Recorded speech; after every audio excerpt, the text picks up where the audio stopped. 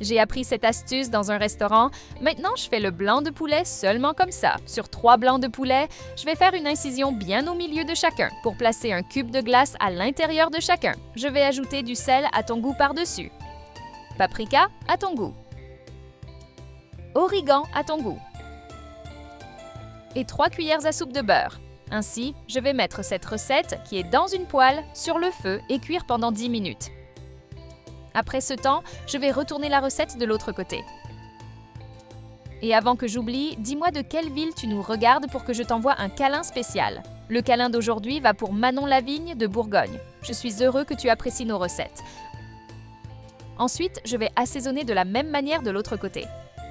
Et je vais laisser cuire jusqu'à ce que ce soit prêt de façon uniforme. Ainsi, je vais le mettre de côté pour l'utiliser plus tard. Je suis sûre que tu as déjà l'eau à la bouche, rien qu'en voyant comment ça devient, ça va te surprendre. Dans la même poêle, je vais mettre 300 g de pommes de terre coupées en petits morceaux. Et je vais bien les faire revenir. Envoie cette recette à cet ami qui aime beaucoup les recettes avec du blanc de poulet. Je vais ajouter un oignon en tranches, 150 g de bacon en tranches et 3 gousses d'ail écrasées pour bien mélanger tous les ingrédients. Sais-tu déjà comment va se terminer la recette d'aujourd'hui? Maintenant, je vais ajouter une cuillère à café de sel pour continuer à bien mélanger les ingrédients. Tu vas adorer faire cette recette chez toi. Je vais couvrir la poêle pour laisser cuire le tout pendant 10 minutes. Ne reste pas seulement à en avoir envie, fais-la aujourd'hui chez toi aussi et envoie-moi le résultat. Après ce temps, je vais remettre dans la poêle les poulets préparés précédemment. Cette recette est incroyable, le résultat va te surprendre. Dans un autre récipient, je vais mettre 2 cuillères à soupe de sauce tomate, 1 cuillère à soupe de miel, 1 cuillère à soupe de sauce shoyu, pour bien mélanger les ingrédients.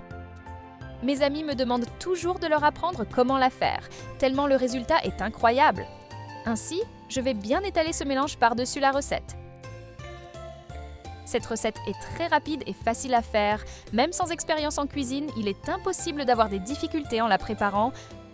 Après cela, je vais mettre la recette au four à 180 degrés pendant 15 minutes. Après ce temps, je vais mettre une portion de la recette dans une assiette. J'adore préparer cette recette parce qu'elle est très économique à faire, car elle ne nécessite que des ingrédients que nous avons généralement déjà à la maison, sans avoir besoin de sortir acheter ceux qui manquent, en dépensant plus de temps et d'argent dans le processus. En plus de tout cela, cette recette est aussi beaucoup plus saine et délicieuse que d'autres recettes similaires vendues dans les cafés conventionnels de la ville, et elle est aussi faite avec beaucoup plus d'amour et d'attention.